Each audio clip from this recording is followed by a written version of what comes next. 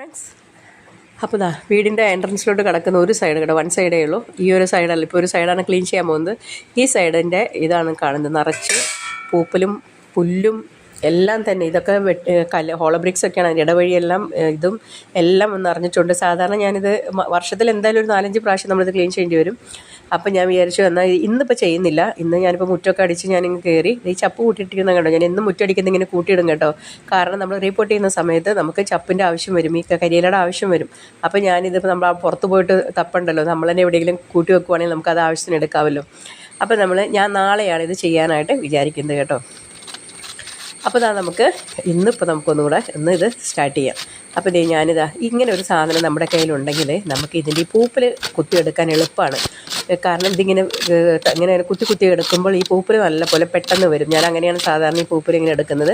പിന്നെ അകത്തോട്ടൊക്കെ കയറിയിട്ടുണ്ടെങ്കിൽ നമ്മൾ കൈകൊണ്ട് തന്നെ പറിച്ചെടുക്കണം, സൂക്ഷിച്ച് ചെയ്യണം.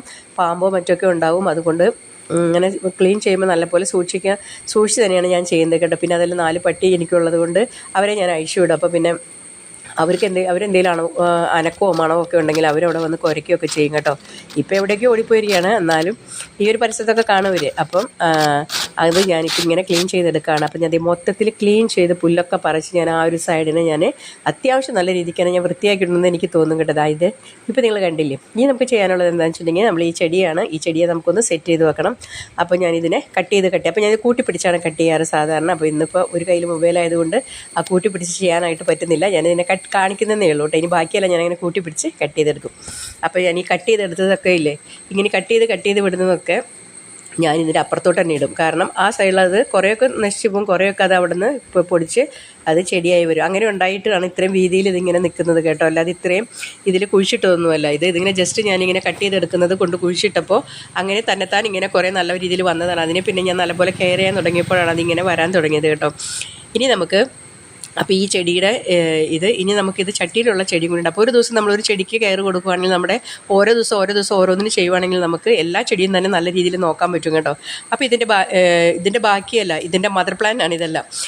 ഈ കാണുന്ന ചട്ടിയിലുള്ളതെല്ലാം ഇതാണ്. ആ മദർ പ്ലാന്റിനെയും കൂടെ ഞാനിങ്ങനെ കൂട്ടിപ്പിടിച്ചാണ് നമ്മൾ കട്ട് ചെയ്തെടുക്കേണ്ടത്.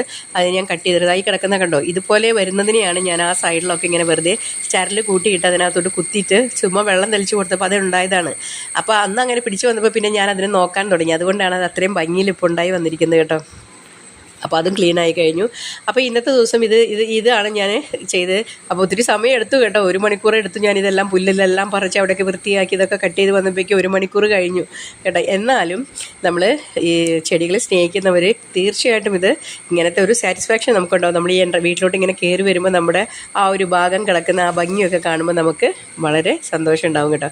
അപ്പോൾ നിങ്ങൾക്ക് ഇഷ്ടമുള്ളവർ തീർച്ചയായിട്ടും ഈ വീഡിയോ ലൈക്ക് ചെയ്യാനും ഷെയർ ചെയ്യാനും മറക്കരുത്. Thanks for watching.